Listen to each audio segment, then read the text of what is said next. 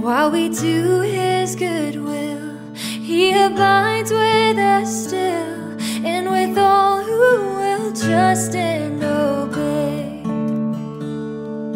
Trust and obey, for there's no other way to be happy in Jesus, but to trust and obey.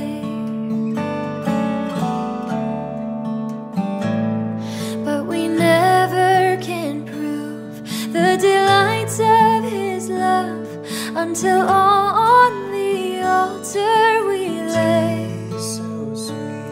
For the favor He shows, for the joy He bestows, are for them who will trust and obey. Trust and obey, for there's no other to be happy in Jesus, but to trust and obey.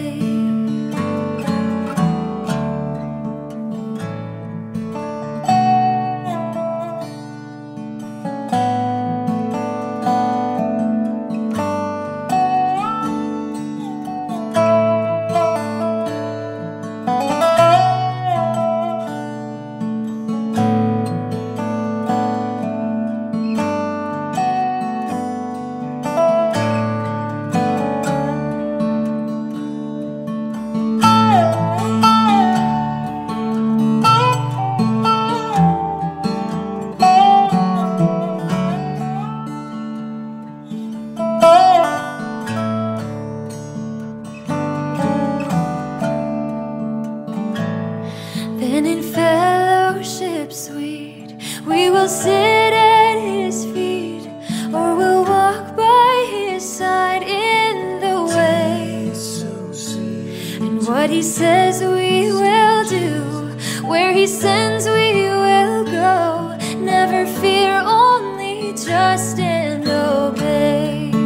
Trust and obey, for there's no other way to be happy in Jesus, but to trust and obey.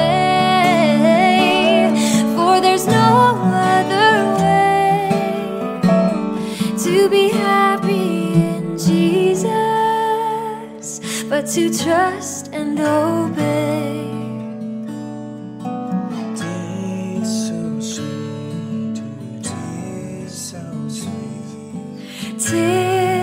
sweet. Ooh. Tis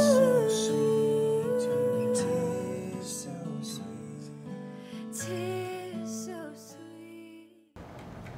Pagpalang umaga po sa ating lahat at welcome po sa ating prayer covenant. At bago tayo magsimula ay tayo po ay manalangin. Lord, kami po ay nagpupuri, nagpapasalamat sa araw pong ito.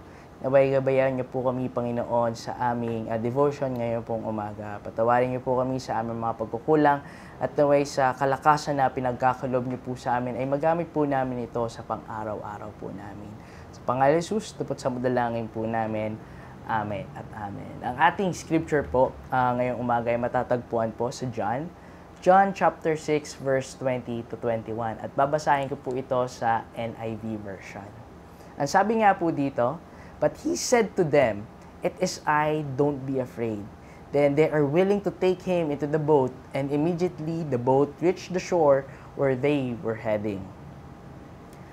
Dito po sa passage na binasa po natin, dito po, it is after Jesus feeding the 5,000. After He showed His miracle, diba? One of His miracle, signs and wonder, by feeding the 5,000 by using 5 loaves pa yan. 5 loaves and 2 fish, diba? And the people, syempre, believe for what they've seen. And in continuation po nun, syempre, pagkatapos kumain, ang mangyayari, syempre, eat and run, uwian na. But at that time, the disciples, or Jesus pala, si Jesus, pagkatapos po nun, He secluded Himself in the mountain to meditate. While His disciples were waiting for Jesus Christ, and at that time noon, sige, nauna na sila, sumakay po sila ng bangka, papunta na sila sa kabilang pampang or next shore or to the next city na kanilang miministeryohan. Pero at that time noon, syempre mga gabi na noon, they saw a person who is walking in the water. And at that time noon, syempre, akala nila multo. Syempre kung ikaw pa naman, na parang lumulutang sa tubig, hindi ka ba matatakot? At that time, the disciples were scared. And sabi nga po ni Jesus Christ on verse 20 or sa scripture na binasa po natin, "It is I, don't be afraid." It is I, don't be afraid. Sa buhay po kasi sa Kristiyano, lalo na po sa pagsunod kay Kristo, there are times na matatakot ka talaga eh. Lalo na po na syempre sa pagsunod sa Kanya or na lalo na you are going to obey or follow Him, diba? Trust and obey and also follow Jesus Christ. Sa buhay po kasi ng isang Kristiyano, dadanas po kasi tayo ng matinding paghihirap. And madalas, ayaw po natin yun. Lalo na po sa mga pagsubok na kinakaharap po ng ating buhay. There are times po talaga na syempre mapapaisip po tayo na susunod ba tayo sa Kanya, maniniwala ba ako, talaga magpapadalawang isip ka.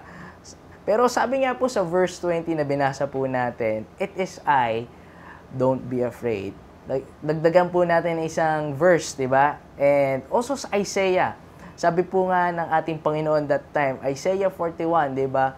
Verse 10, na don't be afraid, di ba? For I am with you. Don't be discouraged, for I am your God. I will strengthen you and help you, and I will hold you up my victorious right hand.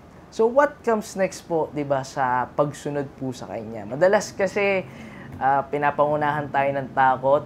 We are afraid of taking a risk, especially in following Jesus Christ.